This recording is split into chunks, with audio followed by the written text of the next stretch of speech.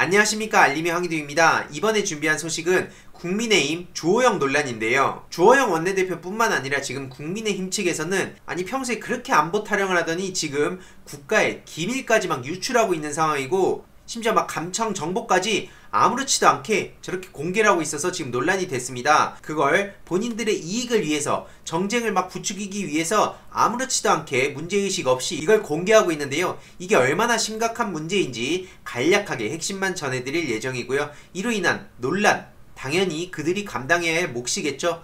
언론 또한 신나게 앞다퉈서 이걸 보도하고 있는데, 언론의 책임 또한 역시나 묻지 않을 수가 없습니다. 그래서 이거에 대한 내용 간략하게 핵심만 전해드릴 예정이고요. 그리고 문재인 대통령 긍정평가가 51.5%가 나왔다는 소식을 지난 영상을 통해서 전해드린 바 있습니다. 이 적폐 세력들이 문재인 대통령을 절대 이길 수 없는 이유에 대해서 제가 직접 방금 전에 글을 남기기도 했는데요. 이게 왜 그렇게 제가 생각을 하는지 간략하게 그것도 전해드리도록 하겠습니다. 문재인의 운명이라는 책이 있지 않습니까? 아직 안 읽어보신 분들은 꼭 한번 읽어보시길 권합니다. 굉장히 중요한 내용들이 있는데요. 몇 가지 문장만 제가 가져와 봤습니다. MBC에서 어제 이런 보도가 나왔죠. 사살하라고요? 감청 정보까지 앞다퉈 생중계. 한 매체가 우리 군이 북한군의 통신을 감청한 내용이라며 북한의 해군사령부가 사살하라 라는 명령을 내렸고, 사살하라고요? 정말입니까? 라는 대화를 나눴다고 보도를 했습니다.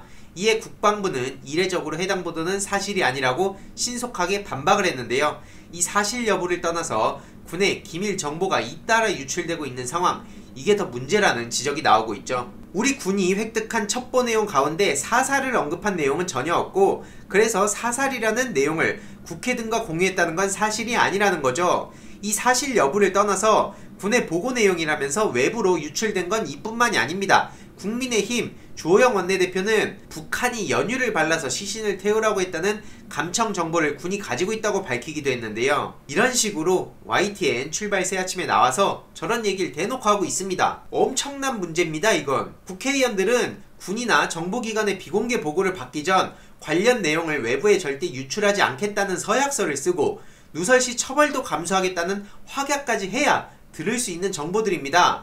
그걸 지금 공개 혹은 비공개로 흘리고 있는 거죠. 이걸 정쟁으로 활용하고 있는 게 지금 현실입니다. 이게 대한민국 보수의 현실입니다. 이러고도 본인들이 보수주의자라고 할 수 있습니까? 국가의 질서를 지금 누가 흐트러뜨리고 있는 겁니까? 하다하다 진짜. 이로 인해서 감청 유출로 북한 암호 주파수 변경, 이 정보 공백도 불가피해진 상황인데, 이거에 대한 책임 당연히 져야죠. 네티즌들 또한 와, 진짜 정쟁을 위해서라면 국방 기밀까지 까버리네.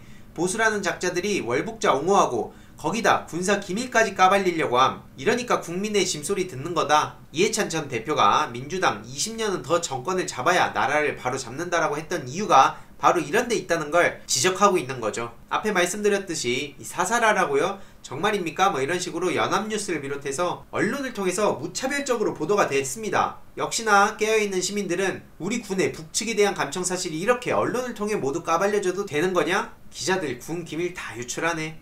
이건 기밀 누설 아닌가? 개념 없는 기자가 국방력을 약화시키는구나. 이에 대해 청와대 강민석 대변인은 서면 브리핑을 통해 입장을 밝히기도 했는데요. 23일 새벽 청와대 관계장관 회의에서의 북한을 먼저 알아보자 라는 판단이 피살 발표를 37시간 늦췄다 라는 일부 언론의 보도는 전혀 사실이 아니라고 밝혔고요. 첩보를 공유해서 신빙성을 확인하는 과정이었다는 겁니다. 아니, 첩보만으로 대통령한테 보고하고 그의 공식적인 입장이 나오면 그거에 대한 책임은 누가 집니까? 항상 그러니까 사실 확인도 제대로 안 하고 평소에 무분별한 의혹 제기를 마치 막 기정사실화해서 정쟁으로 쓰던 그런 국민의힘 측은 어떨지 모르겠습니다만, 확실하게 신빙성부터 확인해야 되는 거 아닙니까? 그리고 북한의 통지문 거짓말, 정부는 그날 40분 진실 알고 있었다 라는 보도도 마찬가지입니다. 우리 군이 획득한 첩보사항에 사살, 사격 등의 용어는 없었고요. 이런 상황의 일부 보도는 마치 군이 CCTV로 들여다보듯이 실시간 파악을 하고 있었는데 정부가 대응하지 않은 것처럼 사실을 왜곡하고 있습니다. 국방부도 법적 대응을 검토 중이라고 하는데, 저는 이런 건 강력하게 나가야 된다 생각합니다. 아무튼 이렇게 공식 입장도 나왔고요. 전호용 역사학자는 우리 국민이 죽었는데 그걸 기념하는 기념비까지 세웠다면서 이 과거 사례를 언급을 합니다. 2013년 바로 박근혜 정부 때고요. 이 탐포천 완전작전 뭐 이런 기념비가 있다. 이게 지금 돌아다니고 있죠. 그래서 우리 국민의 생명을 기념비감으로 취급한 경위에 대해서도 기사 좀 써달라, 이런 입장을 밝히고 있는 겁니다. 이런 사례들이 있기 때문에 저기선 계속 월북이 아니다, 아니 해경도 그렇고 민주당에서도 여러가지 정보를 종합해봤을 때 이건 월북이 맞다, 이렇게 정황을 계속 공개를 해도 아 월북 아니야, 이건 절대 아니야, 이런 식으로 몰아가려고 하는 것 같은데 이미 언론 보도를 통해서 월북의 정황은 충분히 드러났다고 생각합니다. 그리고 또 최근에 김재련 씨는 사망한 공무원 사생활 함부로 말하지 말라, 맞는 말입니다. 근데 그걸 어떻게 당신이 하냐는 거죠. 이 박원순 전 서울시장님 장례식 발인 당일에 기자회견을 열어서 텔레그램 초대화면을 결정적 증거라고 공개하면서 능욕한 사람이 어떻게 저런 얘기를 하는 겁니까? 다른 사람도 아니고 김재련 씨는 저런 얘기하면 안 되죠. 아무튼 중요한 것은 제가 문재인 대통령, 이 적폐 세력들이 계속 발버둥을 치는데 왜 못 이긴다고 생각하는지를 요약해봤는데요. 문재인의 운명이란 책을 보신 분들은 아시겠지만 여태까지 걸어온 길, 노무현 전 대통령과의 인연, 삶의 철학, 미래에 대한 고민 등이 담겨 있습니다. 이걸 읽으면서 많은 걸 배우고 느꼈지만 특히 적폐 기득권 세력들이 문재인 대통령을 절대 이길 수 없겠구나라는 확신을 가지게 됐는데요. 일부는 고구마라면 답답하다고 말씀하시는 분도 계시지만 이 책을 읽으면 그 누구보다도 개혁에 대한 의지가 강하신 분이라는 걸 느낄 수가 있다는 거죠. 여태까지 얼마나 많은 아픔과 고통과 서름을 딛고 여기까지 오셨는지 쉽게 알 수 있습니다. 그 중에서 현 시점에 너무나 공감되는 대목만 가져와 봤는데요. 우리가 살아오면서 여러 번 겪어왔지만 역시 어려울 때는 원칙에 입각해서 가는 것이 가장 정답이었고, 뒤돌아보면 늘 그것이 최선의 선택이었고, 그땐 힘들어도 나중에 보면 번번이 옳은 것으로 드러났다.